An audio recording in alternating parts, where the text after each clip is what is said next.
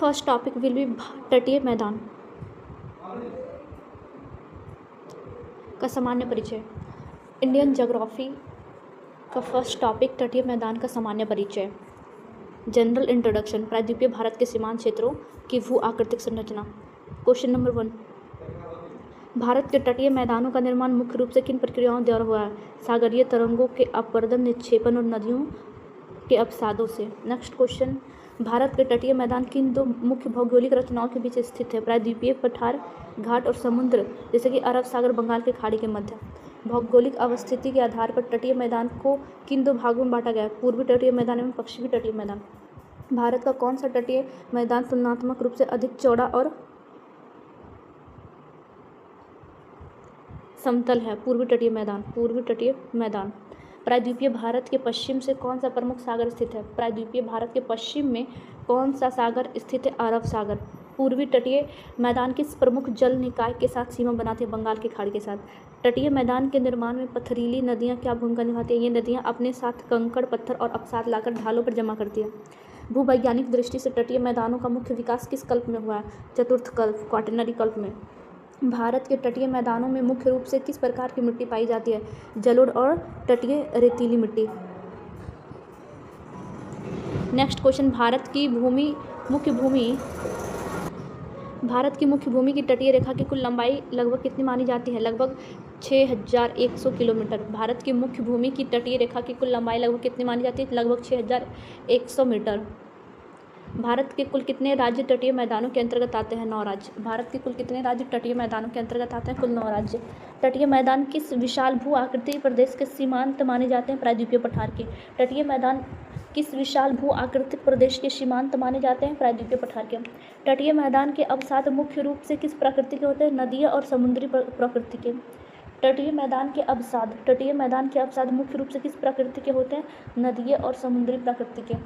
भारत के किस तट पर तरंगों की ऊर्जा और अपवर्तन की दर अधिक होती है? पश्चिमी तट पर। भारत के किस तट पर तरंगों की ऊर्जा और अपवर्तन की दर अधिक होती है? पश्चिमी तट पर। भारत के किस राज्य में सबसे लंबा तटीय मैदान अवस्थित है? गुजरात में। गुजरात में सबसे लंबा तटीय मैदान अवस्थित है। नेक्स्ट टॉपिक विल बी पूर्वी तटीय मैदान।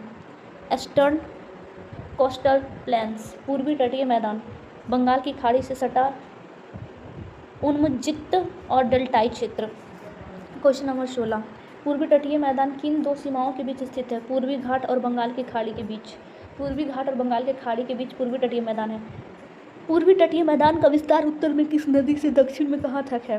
पूर्वी तटीय मैदान उत्तर में नॉर्थ में स्वर्ण रेखा नदी के मुहाने से लेकर दक्षिण में कन्याकुमारी तक।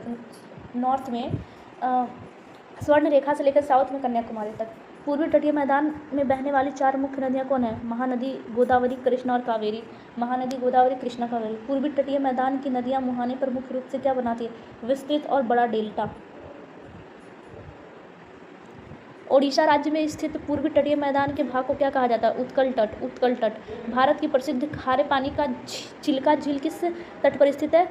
उत्कल तट, ओडिशा के पास। उत्कल तट, ओडिशा के पास। उत्कल तट, ओडिशा के पास। उत्कल तट, ओडिशा के पास।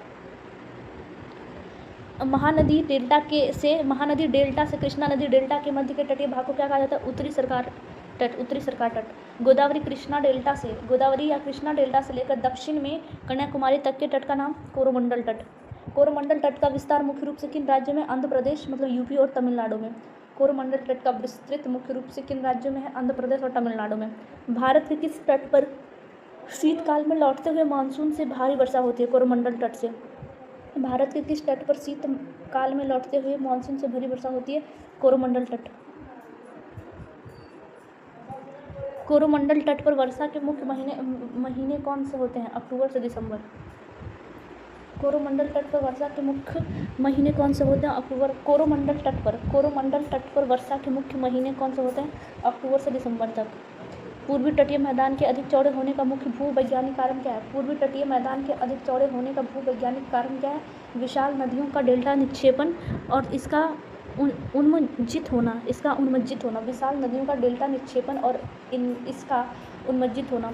पूर्वी तटीय मैदान के अधिक चौड़े होने का मुख्य भूवैज्ञानिक कारण क्या है? पूर्वी तटीय मैदान के अधिक चौड़े होने का मुख्य भूवैज्ञानिक कारण क्या है? विशाल नदियों का डेल्टा निक्षेपण और इनका उन्मज्जित होना। कृष्णा और गोदावरी डेल्टा के बीच स्थित मीठे पानी की प्रसिद्ध झील कौन सी है? कोलेरू झील, आंध्र प्रदेश। कोलेरू झील, आंध्र प्रदेश। कृष्णा और गोदावरी डेल्टा के बीच स्थित मीठे पानी की प्रसिद्ध झील कौन सी है? कोलेरू झील और आंध्र प्रदेश, जो आंध्र प्रदेश में। कोलेरू झील जो आंध्र प्रदेश में है। तमिलनाडु और आंध्र प्रदेश की सीमा पर स्थित प्रसिद्ध लैगून झील का नाम क्या है? पुलिकट झील। प्रसिद्ध तमिलनाडु और आंध्र प्रदेश की सीमा पर, तमिलनाडु और आंध्र प्रदेश की सीमा पर स्थित प्रसिद्ध लैगून झील का नाम क्या है? पुलिकट झील। पुलिकट झील। तमिलनाडु और आंध्र प्रदेश की सीमा पर स्थित प्रसिद्ध लैगून झील का नाम क्या है? पुलिकट झील। सतीश धवन अंतरिक्ष केंद्र श्रीहरिकोटा किस झील के पास स्थित है? पुलकिट झील के पास। पुलकिट झील के पास। श्री सतीश धवन अंतरिक्ष केंद्र श्रीहरिकोटा किस झील के पास है? पुलकिट झील के पास। पूर्वी तटीय मैदान की औसत चौड़ाई सीमा कितनी है? लगभग 80 से 120 किलोमीटर। पूर्वी तटीय मैदान की औसत चौड़ाई, पूर्वी तटीय मैदान की औसत चौड़ाई लगभग कितनी है? लगभग 80 से 120 किलोमीटर। लगभग 80 से 120 किलोमीटर। नेक्स्ट टॉपिक, पूर्वी तटीय मैदान में सघन जनसंख्या का मुख्य कारण क्या है? उपजाऊ डेल्टाई मिट्टी और कृषि सुगमता। उपजाऊ डेल्टाई मिट्टी और कृषि सुगमता। पूर्वी तटीय मैदान में सघन जनसंख्या का मुख्य कारण क्या है? उपजाऊ डेल्टाई मिट्टी और कृषि सुगमता। दक्षिणी भारत का अन्न भंडार किस नदी के डेल्टा क्षेत्र को कहा जाता है? कावेरी नदी के डेल्टा क्षेत्र को। पूर्वी तट के नदी मुहानों पर किस प्रकार की सुरक्षात्मक वनस्पति पाई जाती है? Mangrove one. पूर्वी तट के नदी मुहानों पर किस प्रकार की सुरक्षात्मक वनस्पति पाई जाती है? Mangrove one. ऐतिहासिक रूप से उत्तरी सरकार किस ब्रिटिश प्रेसिडेंसी का हिस्सा है? मद्रास प्रेसिडेंसी का। मद्रास प्रेसिडेंसी का। ऐतिहासिक रूप से उत्तरी सरकार किस ब्रिटिश प्रेसिडेंसी का हिस्सा है? मद्रास प्रेसिडेंसी का। बंगाल की खाड़ी के उथले होने के कारण किस तट पर चक्रवातों का प्रभाव अधिक होता है? पूर्वी तट पर। बंगाल की खाड़ी के उथले होने के कारण किस तट पर चक्रवातों का प्रभाव अधिक होता है? पूर्वी तट पर। पूर्वी तट पर स्थित भारत का सबसे गहरा और भूमिबद्ध बंदरगाह कौन सा है? विशाखापट्टनम। विशाखापट्टनम। विशाखापट्टनम। पूर्वी तट पर स्थित भारत का सबसे गहरा और भूमिबद्ध बंदरगाह कौन सा है? विशाखापट्टनम।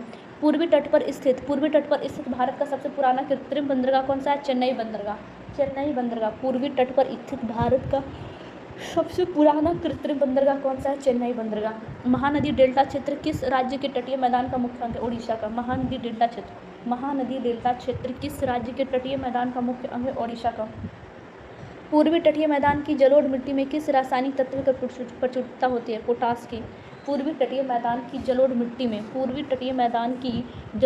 में किस रासायनिक तत्व की प्रचुरता होती है? पोटाश की। नेक्स्ट टॉपिक विल बी पश्चिमी तटीय मैदान। पश्चिमी तटीय मैदान, वेस्टर्न कोस्टल प्लेन। पश्चिमी तटीय मैदान किन दो सीमाओं के मध्य एक संकीर्ण पट्टी है? पश्चिमी घाट और अरब सागर। पूरब में पूर्वी घाट और बंगाल की खाड़ी, पश्चिम में पश्चिमी घाट और अरब सागर के बीच। पश्चिमी तटीय मैदान का विस्तार उत्तर से दक्षिण में कहाँ है? गुजरात से लेकर कन्याकुमारी। उत्तर में गुजरात से लेकर दक्षिण में कन्याकुमारी तक। दमन या महाराष्ट्र की उत्तरी सीमा से लेकर गोवा तक के तटीय भाग को क्या कहते हैं? कोंकण तट। दमन या महाराष्ट्र की उत्तरी सीमा से लेकर गोवा तक के तटीय भाग को क्या कहते हैं? कंकोट तट। गोवा से लेकर कर्नाटक के मंगलूर तट के तटीय मैदान को क्या नाम दिया गया है? कन्नड़ तट का केंद्रा तट। गोवा से लेकर कर्नाटक मंगलूर के तटीय मैदान को क्या नाम दिया गया है? कन्नड़ तट या कनेरा तट। कर्नाटक के मंगलूर से लेकर केरल के कन्याकुमारी तक के तट को क्या कहते हैं? मालाबार तट। कर्नाटक के मंगलूर से लेकर केरल के कन्याकुमारी तक के तट को क्या कहते हैं? मालाबार तट। पश्चिमी तटीय मैदान की नदियाँ तीव्र ढाल के कारण डेल्टा ना बनाकर क्या बनाते हैं? ज्वार नदमुख। पश्चिमी तटीय मैदान की नदियाँ तीव्र ढाल के कारण डेल्टा ना बनाकर क्या बनाते हैं? ज्वार नदमुख। पश्चिमी मैदान से होकर अरब सागर में गिरने वाली दो प्रमुख नदियाँ कौन सी हैं? नर्मदा और ताप्ती। पश्चिमी मैदान से होकर अरब सागर में गिरने वाली दो प्रमुख नदियाँ कौन सी हैं?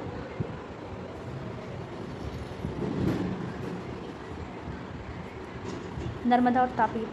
केरल के मालाबार तट पर पाए जाने वाले स्थलीय लैगून को क्या कहा जाता है? कयाल।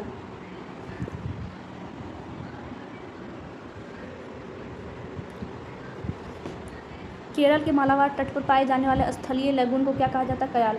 भारत की सबसे लंबी लैगून झील वेम्बनाड झील किस राज्य में है? केरल में। 8 भुजाओं वाली प्रसिद्ध अष्टमुंडी झील किस तटीय मैदान का हिस्सा है? मालाबार तट, केरल का। 8 भुजाओं वाले प्रसिद्ध अष्टमुंडी झील किस तटीय मैदान का हिस्सा है? मालाबार तट केरल का। भारत में दक्षिण पश्चिम मानसून सबसे पहले किस तटीय मैदान को टकराती है? मालाबार तट को। मालाबार तट पर मानसून का आगमन सामान्यतः किस तिथि को होता है? 1 जून को मानसून विस्फोट होता है। मालाबार तट पर मानसून का आगमन सामान्यतः किस तिथि को होता है? 1 जून को मानसून विस्फोट। पश्चिमी तटीय मैदान की औसत चौड़ाई लगभग कितनी होती है? बहुत कम, 50 से 64 किलोमीटर। नर्मदा और तापी नदियाँ अपना ज्वार नदमुख किस खाड़ी में बनाती है? खंभात की खाड़ी में।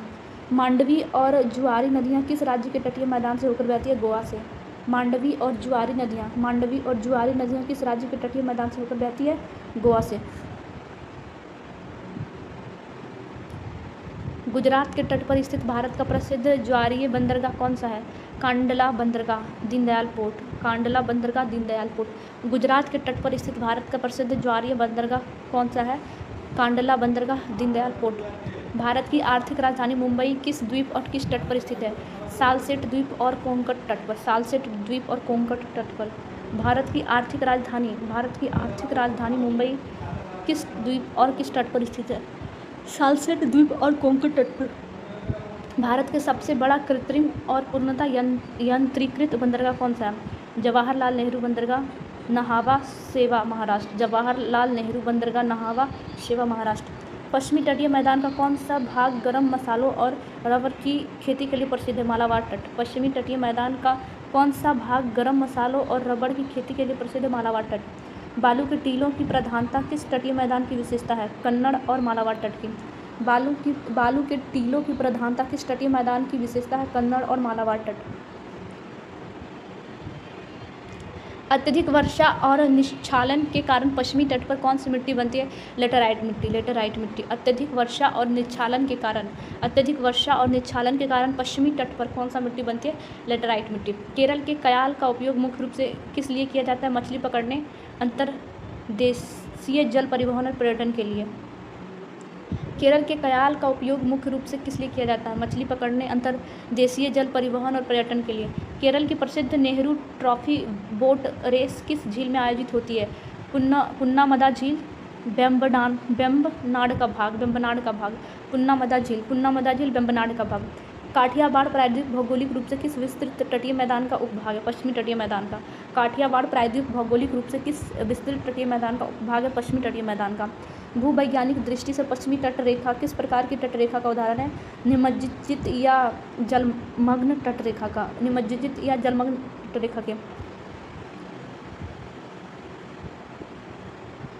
नेक्स्ट टॉपिक बिल्कुल तुलनात्मक विश्लेषण, कंपैरेटिव एनालिसिस।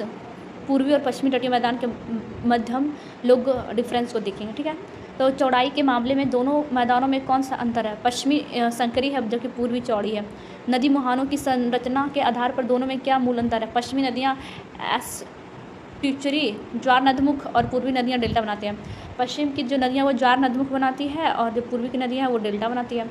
अधिक गहराई और कटे फटे होने के कारण कौन सा तट प्राकृतिक बंदरगाहों के लिए आदर्श है? पश्चिमी तटीय मैदान। पूर्वी तटीय मैदान पर प्राकृतिक बंदरगाहों की कमी क्यों पाई जाती है? उथले समुद्र और अत्यधिक नदी अवसादों के जमाव के कारण। पूर्वी तटीय मैदान पर प्राकृतिक बंदरगाहों की कमी इसलिए पाई जाती है क्योंकि उथले समुद्री और अत्यधिक नदी अवसादों के जमाव के कारण।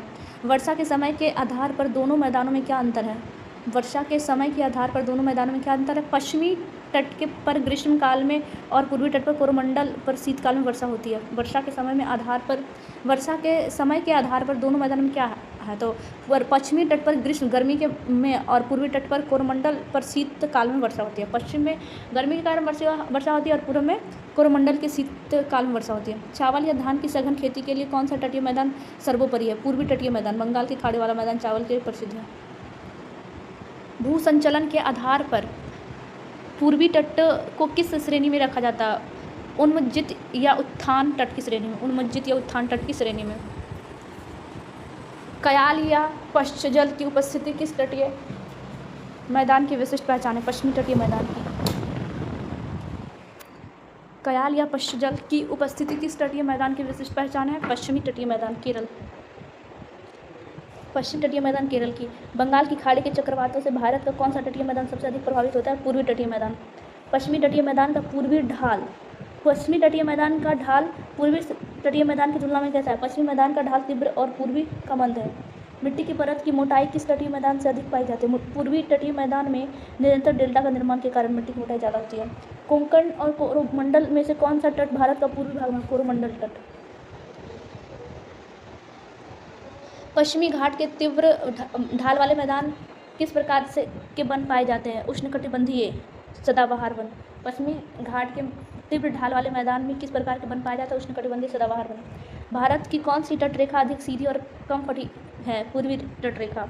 प्राचीन काल से ही पश्चिमी देशों के साथ सीधे व्यापार के लिए कौन सा तट प्रसिद्ध है? पश्चिमी तट। नेक्स्ट टॉपिक महत्व एवं आर्थिक संसाधन, नीली अर्थव्यवस्था, ब्लू इकोनॉमी एवं सामरिक दृष्टिकोण। तटीय मैदानों में जलोढ़ मिट्टी के कारण किन नकदी फसलों का उत्पादन अधिक होता है? नारियल, काजू, मसाले और धान। नारियल, काजू, मसाले, धान। भारत के तटीय मैदान देश की अर्थव्यवस्था में किस माध्यम से कनेक्टिविटी बढ़ाते हैं? अंतर्राष्ट्रीय समुद्री बंदरगाहों के माध्यम से। अंतर्राष्ट्रीय समुद्री बंदरगाहों के माध्यम से। तटीय मैदान के नीचे स्थित किन चट्टानों में हाइड्रोकार्बन, तेल व गैस संचित होता है? अवसादी मैदानों में।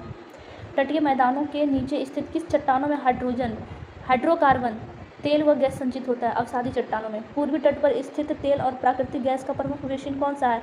कृष्णा गोदावरी बेसिन।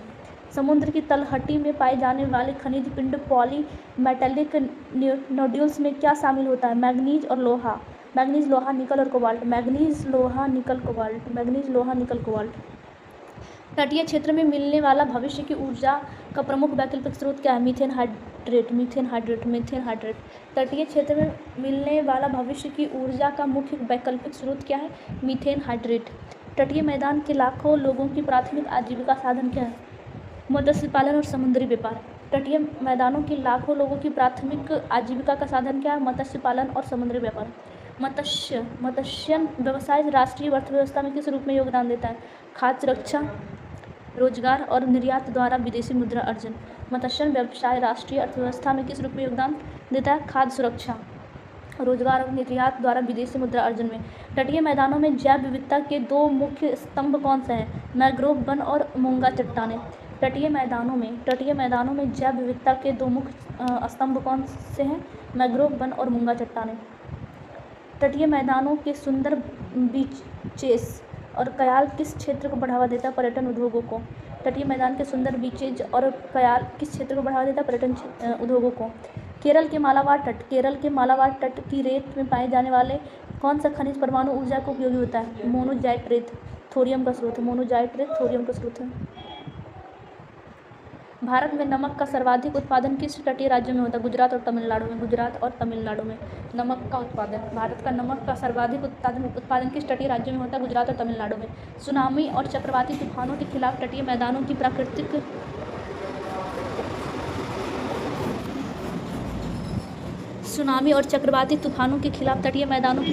ढाल कौन सी वनस्पति है? मैंग्रोव वनस्पति। साला यहाँ इतना ज़्यादा गाड़ी वाड़ी चलता है, कुछ कहने का नहीं। सुनामी और चक्रवाती तूफानों के खिलाफ तटीय मैदानों की प्राकृतिक ढाल कौन सा वनस्पति है? मैंग्रोव वनस्पति। सुनामी और चक्रवाती तूफानों के खिलाफ तटीय मैदानों की प्राकृतिक ढाल कौन सी वनस्पति है? मैंग्रोव वनस्पति। वास्को डी गामा 1498 में मालाबार तट की किस ऐतिहासिक बंदरगाह पर उतरता है? कालीकट, कोझिकोड बंदरगाह पर, जिसे कालीकट बंदरगाह कहते हैं।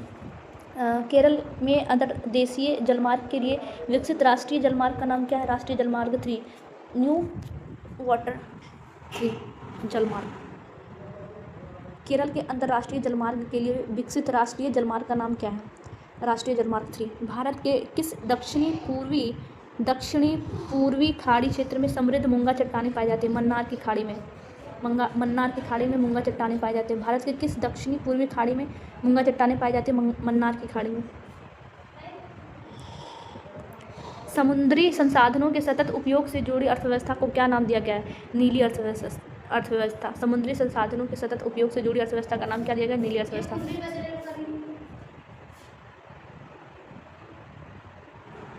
पश्चिमी अपतटीय क्षेत्र में स्थित भारत का सबसे बड़ा तेल उत्पादन कौन सा है?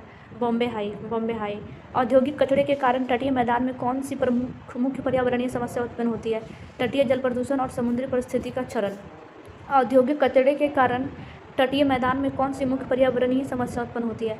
तटीय जल प्रदूषण और समुद्री पारिस्थितिकी का क्षरण। जलवायु परिवर्तन के कारण तटीय मैदान के समक्ष सबसे बड़ा खतरा क्या है? समुद्र के जल स्तर का बढ़ना। जलवायु परिवर्तन के कारण तटीय मैदान के समक्ष सबसे बड़ा खतरा क्या है? समुद्र के जलस्तर का बढ़ना। जलवायु परिवर्तन के कारण तटीय मैदान के समक्ष सबसे बड़ा खतरा क्या है? समुद्र के जलस्तर का बढ़ना। नेक्स्ट टॉपिक विल बी स्थिति एवं विस्तार। अंडमान और निकोबार द्वीप समूह भौगोलिक रूप से कहाँ स्थित है? बंगाल की खाड़ी के दक्षिणी पूर्वी भाग में। यह द्वीप समूह म्यांमार के किस पर्वत श्रृंखला का समुद्री विस्तार माना जाता है? अराकान योमा पर्वतमाला। अंडमान और निकोबार द्वीप समूह का मुख्य अक्षांशीय विस्तार क्या है?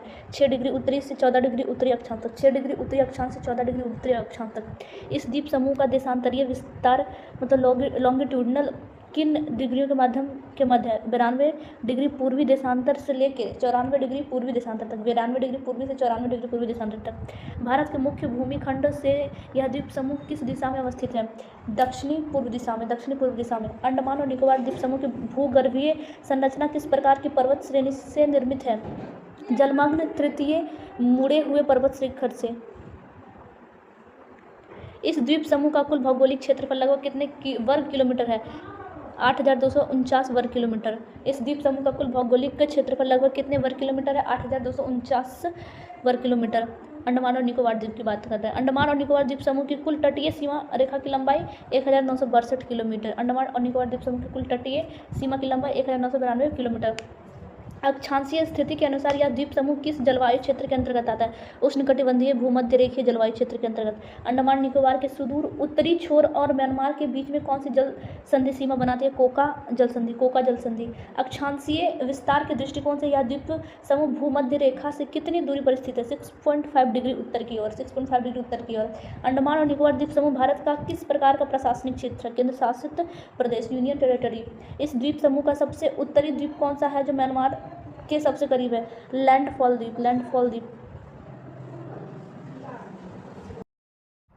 भौगोलिक रूप से अंडमान निकोबार द्वीप समूह किस टेक्टोनिक प्लेट की सीमा पर स्थित है? भारतीय प्लेट और वर्मा यूरेशियाई प्लेट की सीमा पर। मानसून के संदर्भ में इस द्वीप समूह में सबसे पहले किस मानसून से वर्षा होती है? दक्षिण पश्चिम मानसून से। अत्यधिक अक्षांशीय विस्तार के कारण यहाँ वर्ष भर किस प्रकार का तापमान बना रहता है? उच्च और समान तापमान 22 डिग्री सेल्सियस से 32 डिग्री सेल्सियस। वर्षा के आधार पर इस द्वीप समूह में औसत वार्षिक वर्षा कितनी दर्ज की गई? लगभग 3000 mm से अधिक। देश के कुल द्वीप क्षेत्रफल का अधिकांश भाग किस केंद्र शासित प्रदेश के अंतर्गत आता है? अंडमान और निकोबार द्वीप समूह के अंतर्गत। यहाँ की भौगोलिक स्थिति किस प्रकार की प्राकृतिक वनस्पतियों के विकास के लिए सर्वाधिक अनुकूल है? उष्णकटिबंधीय सदाबहार वर्षावन। अंडमान और निकोबार का भूगर्भीय इतिहास किस महाकल्प से संबंधित माना जाता है? मीजोजोइक और सेनोजोइक महाकल्प। Next second topic will be प्रमुख द्वीप एवं जलमार्ग। इस क्षेत्र में छोटे बड़े मिलकर कुल कितने द्वीपों की संख्या है? 836 द्वीप, चट्टानों और टापू सहित। कुल द्वीपों में से वास्तविक रूप से कितने द्वीपों पर मानव आबादी अस्थायी रूप से निवास करती है? 38 द्वीप। अंडमान द्वीप समूह को निकोबार द्वीप समूह से अलग करने वाली अक्षांश रेखा कौन सी है? 10 डिग्री चैनल। 10 डिग्री चैनल का वास्तविक चौड़ाई लगभग कितने किलोमीटर का? लगभग 150 किलोमीटर का। 10 डिग्री चैनल किन दो विशिष्ट द्वीपों के मध्य का जलमार्ग है? लिटिल अंडमान और कार निकोबार का। 10 डिग्री चैनल किन दो विशिष्ट द्वीपों का मध्य का जलमार्ग है? लिटिल अंडमान और वार निकोबार का। दक्षिण अंडमान और लिटिल अंडमान को एक दूसरे से पृथक करने वाले जलमार्ग का नाम क्या है? डक्कन पास। अंडमान द्वीप समूह का सबसे बड़ा द्वीपखंड क्षेत्रफल के अनुसार कौन सा है?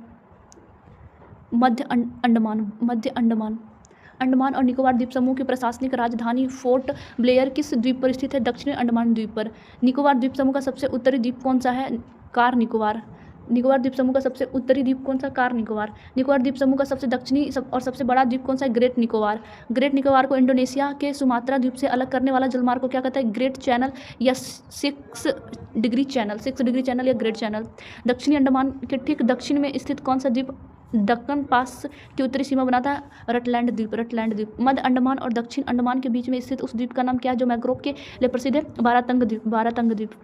मध्य अंडमान के पश्चिमी तट पर स्थित प्रमुख द्वीप कौन सा है? इंटरव्यू द्वीप।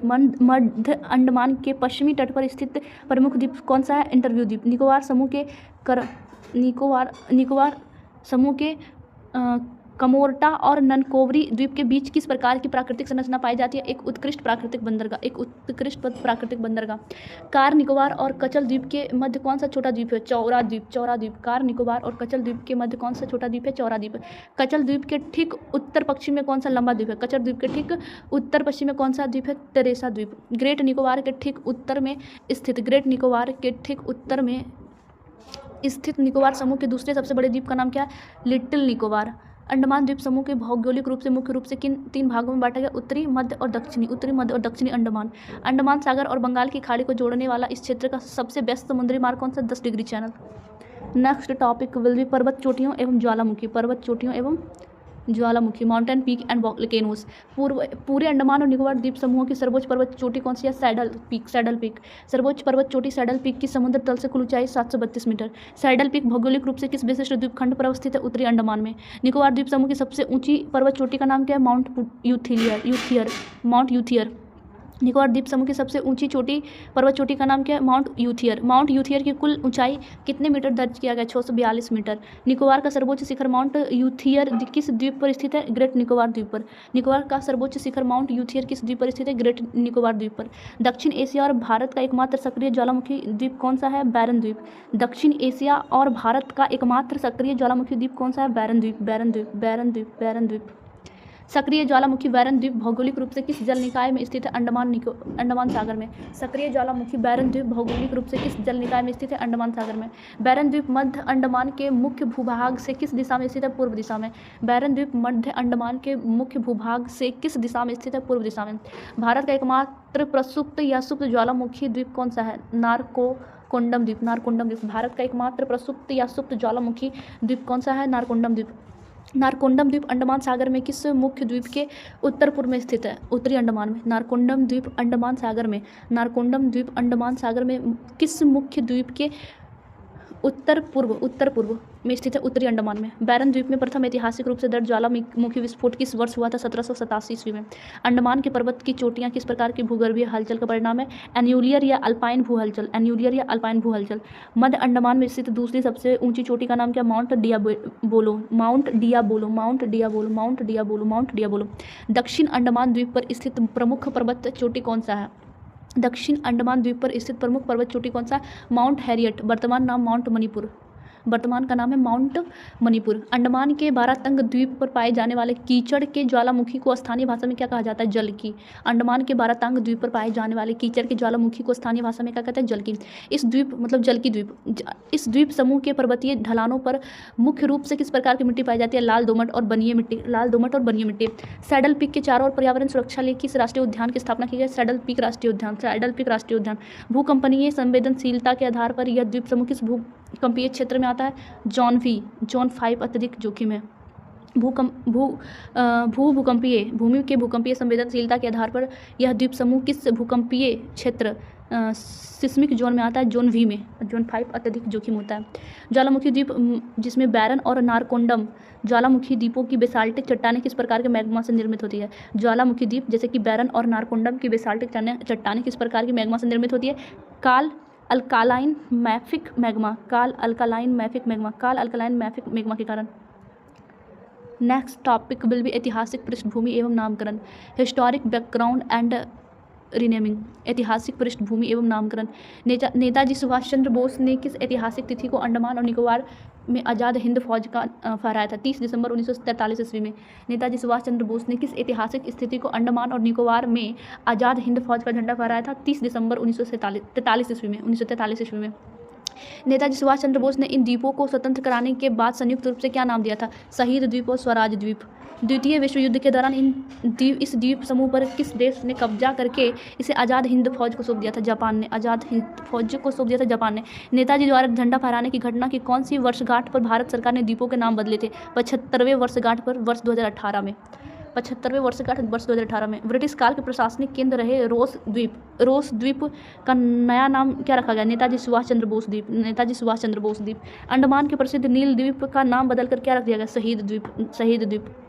पर्यटकों के आकर्षक का केंद्र रहे हैवलॉक द्वीप का नया आधिकारिक नाम क्या है? स्वराज द्वीप।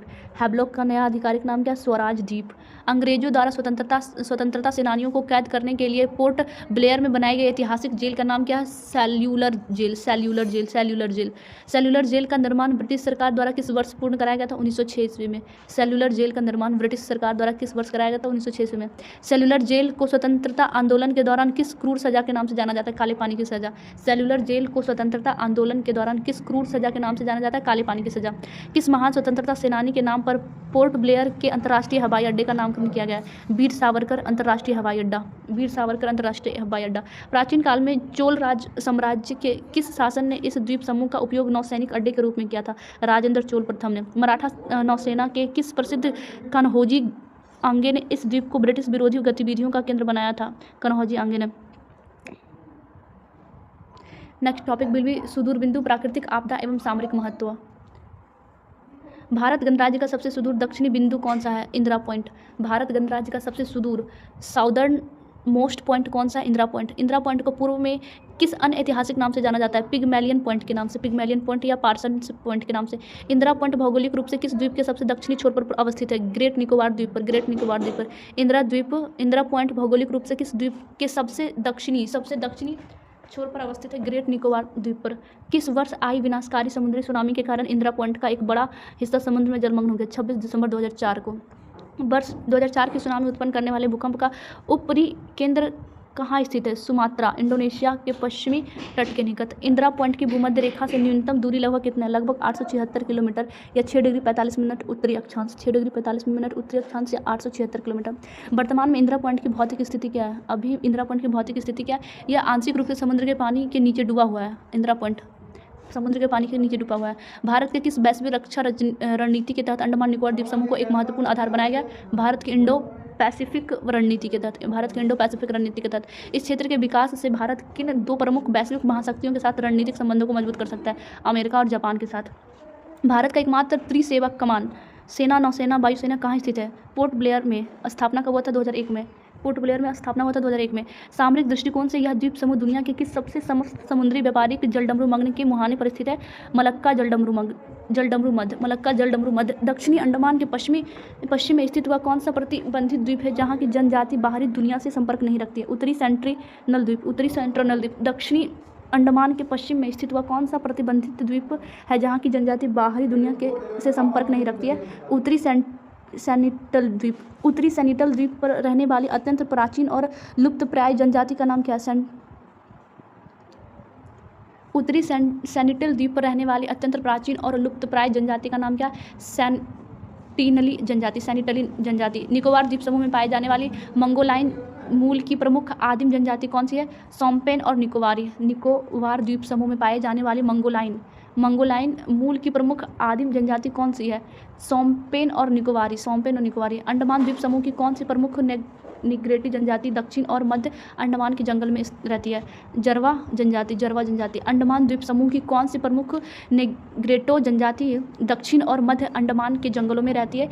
जरवा जनजाति। लिटिल अंडमान द्वीप पर मुख्य रूप से निवास करने वाले विशेष रूप से कमजोर जनजाति समूह कौन सी है? ओंगे जनजाति। लिटिल अंडमान द्वीप पर मुख्य रूप से निवास करने वाले विशेष रूप से कमजोर जनजाति समूह कौन सा है? ओंगे जनजाति। इस द्वीप समूह का राजकीय पशु कौन सा है जो एक लुप्तप्राय समुद्री स्तनधारी है? ड्यूंगोगा या समुद्री गाय। इस द्वीप समूह का राजकीय पशु कौन सा है? अंडमान और निकोबार द्वीप समूह का राजकीय पशु कौन सा है जो एक लुप्तप्राय समुद्री स्तनधारी है? ड्यूगोंगा या समुद्री गाय। अंडमान और निकोबार द्वीप समूह का राजकीय पक्षी क्या है? Andaman would pigeon. पर्यावरण की दृष्टि से संरक्षण करने के लिए ग्रेट निकोबार में किस जैव आरक्षित क्षेत्र की स्थापना की गई? Great Nicobar biosphere reserve. Bharat की सबसे छोटी राष्ट्रीय उद्यान साउथ वटन आइलैंड राष्ट्रीय उद्यान कहाँ स्थित है? अंडमान और निकोबार द्वीप समूह में। अंडमान सागर में कोरल रीफ मूंगे की चट्टान मुख्य रूप से किस प्रकार की पाई जाती है? तटीय प्रवाल भित्ति के रूप में। द्वीप समूह को मुख्य भूमि से तेज इंटरनेट क्वालिटी देने के लिए समुद्र के नीचे कौन सी केबल बिछाई गई है? चेन्नई अंडमान निकोबार सब marine optical fibre. Chennai CANIOFC बिछाया गया है। चेन्नई अंडमान निकोबार सब मरीन ऑप्टिकल फाइबर। प्रशासनिक दृष्टि से अंडमान और निकोबार का न्यायिक क्षेत्राधिकार भारत का किस उच्च न्यायालय के पास है? कोलकाता उच्च न्यायालय, पोर्ट ब्लेयर सर्किट बेंच। प्रशासनिक दृष्टिकोण से अंडमान और निकोबार का न्यायिक क्षेत्राधिकार भारत के किस उच्च न्यायालय के पास है? कलकत्ता उच्च न्यायालय के पास। ग्रेट निकोबार द्वीप पर अंतर्राष्ट्रीय व्यापार को गति देने के लिए भारत सरकार किस मेगा प्रोजेक्ट पर काम कर रही है? अंतर्राष्ट्रीय गैलाथिया खाड़ी ट्रांसशिपमेंट परियोजना पर। अंडमान निकोबार को प्राचीन काल में भौगोलिक उपनाम के रूप में क्या कहा जाता है? मरकत द्वीप या एमराल्ड आइलैंड। मरकत द्वीप या emerald island. Topic will B Andaman और निकोबार द्वीप समूह। अंडमान को कोको द्वीप म्यांमार से कौन सा चैनल अलग करता है? Coco channel. अंडमान को कोको द्वीप म्यांमार से कौन सा चैनल अलग करता है? Coco channel. उत्तरी अंडमान और दक्षिणी अंडमान को अलग करने वाले जलमार्ग को क्या कहता है? डक्कन पैसेज। डक्कन पैसेज। अंडमान द्वीप समूह को निकोबार द्वीप समूह से कौन सा चैनल अलग करता है? 10 डिग्री चैनल।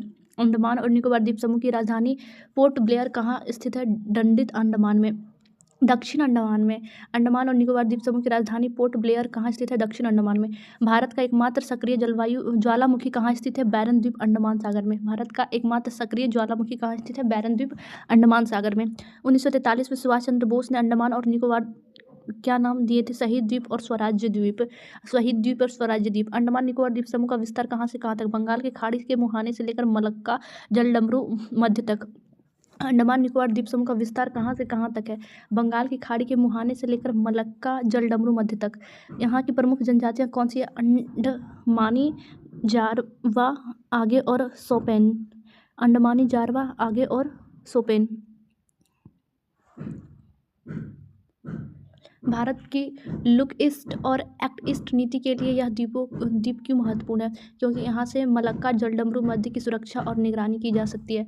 रणनीतिक दृष्टि से अंडमान निकोबार किन देशों के व्यापारिक मार्ग पर स्थित है? चीन और दक्षिणी पूर्वी एशियाई देशों में। रणनीतिक दृष्टि से अंडमान निकोबार किन देशों के व्यापारिक मार्ग पर स्थित है? चीन और दक्षिणी पूर्वी एशिया देश के। मलक्का जलडमरू मध्य से विश्व का लगभग कितना व्यापारिक माल गुजरता है? लगभग 30%। मलक्का जलडमरू मध्य से विश्व का लगभग कितना व्यापारिक माल गुजरता है? लगभग 30%। प्रतिवर्ष कितने जहाज मलक्का जलडमरू मध्य से होकर गुजरता है? 90,000 से अधिक जहाज मलक्का जलडमरू मध्य से होकर गुजरते हैं। अंडमान निकोबार में भारत का कौन सा थिएटर कमांड स्थित है? त्रिसेवा रणनीतिक कमांड। स्वराज द्वीप पूर्व में किस नाम से जाना जाता है? हैवलॉक द्वीप के नाम से। अंडमान द्वीप समूह की सबसे ऊंची चोटी का नाम क्या है? Saddle peak. निकोबार द्वीप समूह की सबसे ऊंची चोटी का नाम क्या? माउंट थूलियर। निकोबार द्वीप समूह की सबसे ऊंची चोटी माउंट थूलियर और अंडमान द्वीप समूह की सबसे ऊंची चोटी सैडल पीक। अंडमान निकोबार का सबसे उत्तरी द्वीप कौन सा है? लैंड ऑफ द्वीप। नेक्स्ट क्वेश्चन, ग्रेट निकोबार और सुमात्रा, जिसे इंडोनेशिया भी बोलते हैं, के बीच कौन सा चैनल है? Great channel, 6 degree channel. Andaman Nicobar की जलवायु कैसी है? विषुवतीय जलवायु। अंडमान और निकोबार की जलवायु कैसी है? विषुवतीय जलवायु। जारवा जनजाति मुख्य रूप से किस द्वीप में निवास करते हैं? दक्षिण और मध्य अंडमान में। ऐतिहासिक रूप से अंडमान निकोबार को किस नाम से जाना जाता है? काला पानी के नाम से। ऐतिहासिक रूप से अंडमान निकोबार को किस नाम से जाना जाता है? काला पानी के नाम से। पोर्ट ब्लेयर के पास कौन सी प्रसिद्ध जेल स्थित है? Cellular jail. अंडमान द्वीप समूह किस पर्वत श्रेणी का विस्तार माना जाता है? आराकान योमा पर्वत श्रेणी का। कोको द्वीप वर्तमान में किस देश के अधिकार क्षेत्र में है? म्यांमार में। रणनीतिक सुरक्षा के लिए अंडमान निकोबार किस समूह के लिए महत्वपूर्ण है? क्वाडा।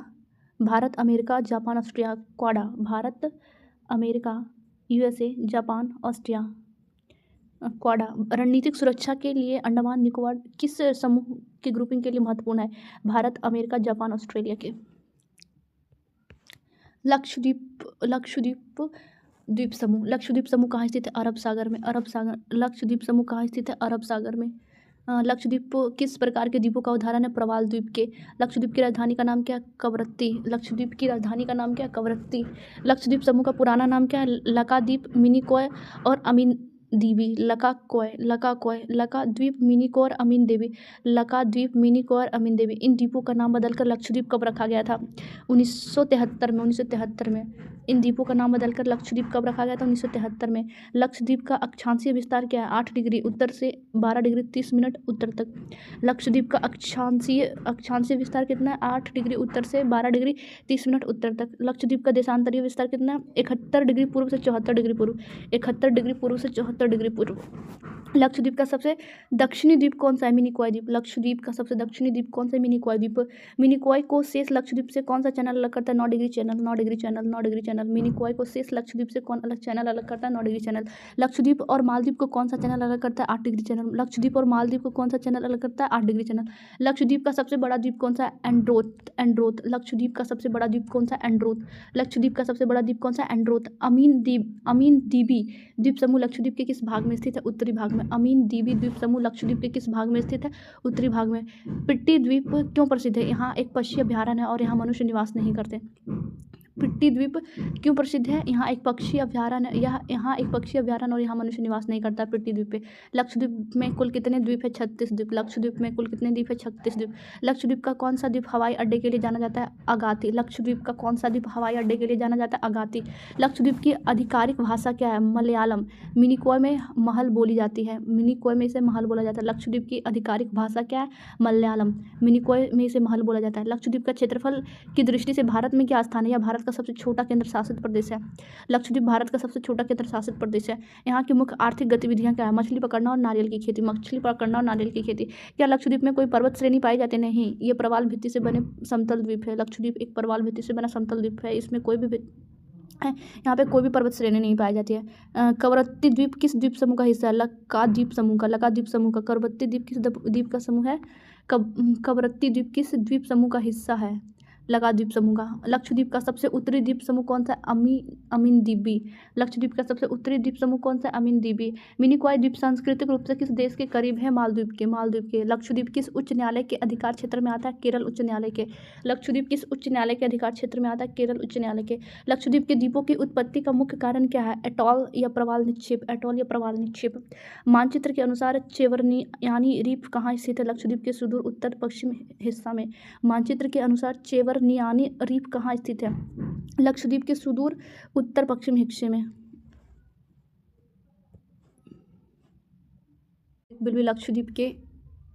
लक्षद्वीप के भौगोलिक और क्षेत्रीय तथ्य। लक्षद्वीप समूह का कुल भौगोलिक क्षेत्रफल कितना है? 32 वर्ग किलोमीटर। लक्षद्वीप समूह के कुल द्वीपों की संख्या कितना है? 36 द्वीप। लक्षद्वीप का सबसे उत्तरी द्वीप समूह कौन सा? अमीनी द्वीप। उत्तरी द्वीप अमीनी द्वीप।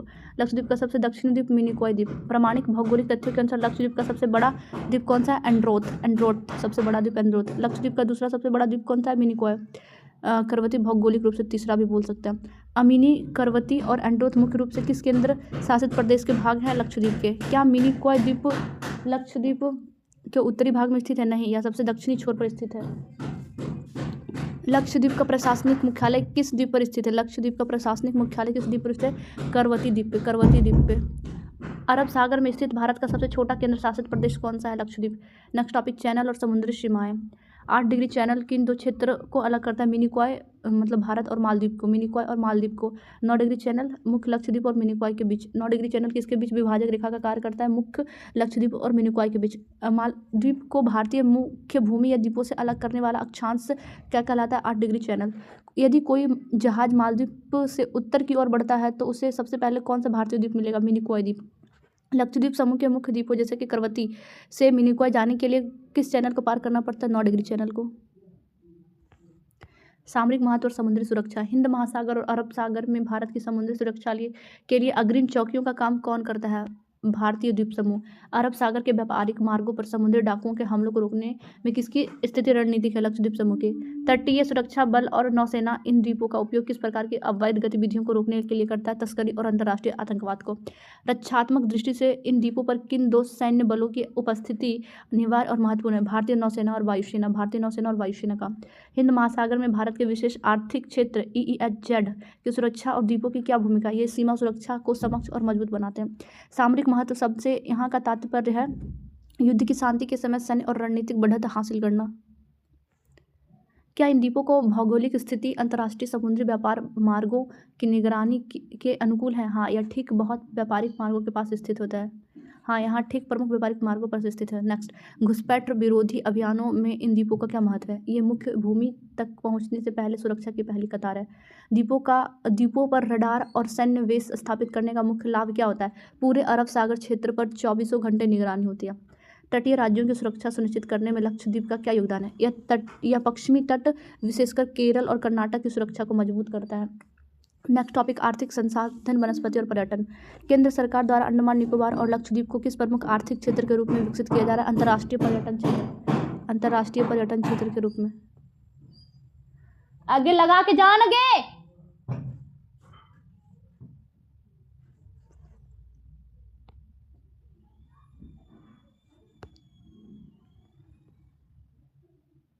नेक्स्ट टॉपिक विल बी आर्थिक संसाधन, वनस्पति और पर्यटन।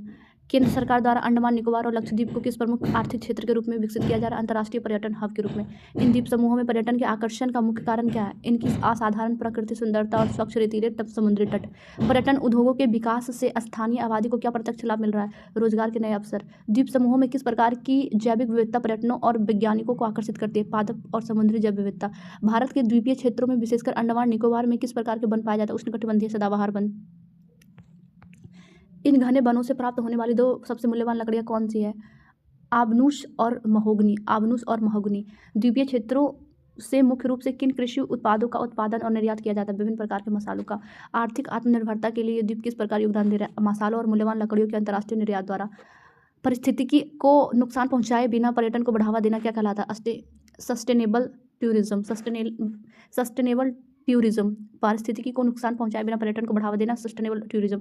लक्षद्वीप की स्थानीय अर्थव्यवस्था मुख्य रूप से किस कृषि उत्पाद पर टिका है? नारियल और मत्स्य पालन पर। नेक्स्ट टॉपिक पर्यावरण, भूगोल एवं पारिस्थितिकी संतुलन।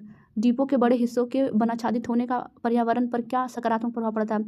यह स्थानीय पारिस्थितिक संतुलन और कार्बन सिंक को बनाए रखता है। यह स्थानीय पारिस्थितिक संतुलन और कार्बन सिंक को बनाए रखता है। आपसन और महोगनी जैसे लकड़ियों वाले वृक्षों के विकास के लिए कैसी जलवायु आवश्यक है? अत्यधिक वर्षा और उच्च तापमान वाली जलवायु। लक्षद्वीप के अधिकांश द्वीप किस प्रकार के द्वीपों के उदाहरण है? प्रवाल द्वीप के। बुनियादी ढांचे के विकास के समय इन द्वीपों पर सबसे बड़ा खतरा क्या होता है? नाजुक समुद्री पारिस्थितिकी का असंतुलन। समुद्री तटों का संरक्षण पर्यटन के विकास के लिए क्यों आवश्यक है? क्योंकि समुद्र तट ही पर्यटकों के आकर्षण का मुख्य बिंदु है। नेक्स्ट बीपीएससी लेवल का कुछ प्रश्न दिए गए यहाँ पे। अमीनी द्वीप समूह का ऐतिहासिक या भौगोलिक महत्व क्या है? यह लक्षद्वीप का सबसे ऊपरी छोर है जो प्राचीन व्यापारिक मार्गों से जुड़ा है। यदि परीक्षा में पूछा जाए कि लक्षद्वीप का सबसे बड़ा द्वीप कौन सा है तो विकल्प को क्या चुनना चाहिए? एंड्रोथ। भारत की एक्ट ईस्ट पॉलिसी और सागर विजन में इन द्वीपों का क्या महत्व है? ये द्वीप क्षेत्र में शांति, सुरक्षा और आर्थिक सहयोग के स्तंभ है। क्षेत्र को समुद्री डाकुओं से बचाना भारत के लिए क्यों आर्थिक रूप से महत्वपूर्ण है? क्योंकि भारत का अधिकांश ऊर्जा आयात तेल इसी मार्ग से होता है। मूल्यवान लकड़ियों जैसे कि महोगनी का वाणिज्यिक दोहन किस क्षेत्र की विशेषता है? अंडमान और निकोबार द्वीप समूह की। 9 डिग्री चैनल भौगोलिक रूप से किस अक्षांश रेखा के समानांतर चलता है? 9 डिग्री उत्तरी अक्षांश। 9 डिग्री उत्तरी अक्षांश के चलत। समुद्री सुरक्षा व्यवस्था को सक्षम बनाने में मुख्य बाधा क्या आती है? मुख्य बाधा आती है क्या? मुख्य बाधा आती है मुख्य भूमि से अत्यधिक दूरी और मुख्य भूमि पर संसाधनों की निर्भरता। समुद्री सुरक्षा व्यवस्था के सक्षम बनाने में मुख्य बाधा आती है मुख्य भूमि में अत्यधिक दूरी और मुख्य भूमि पर संसाधनों की निर्भरता। सेवा क्षेत्र के अंतर्गत द्वीपों में सबसे तेजी से बढ़ने वाला उद्योग कौन सा है? आतिथ्य और पर्यटन उद्योग। क्या लक्षद्वीप के सभी द्वीपों पर जनसंख्या निवास करते हैं? नहीं, केवल कुछ द्वीपों पर लगभग 10 पर मानव आबादी निवास करते हैं। समग्र रूप से भारतीय द्वीप समूह भारत की संप्रभुता को कैसे मजबूत करते हैं? ये महासागर में भारत की भौगोलिक सीमा और रणनीतिक प्रभाव का विस्तार करते हैं। ये महासागर में भारत की भौगोलिक सीमा और रणनीतिक प्रभाव का विस्तार करते हैं।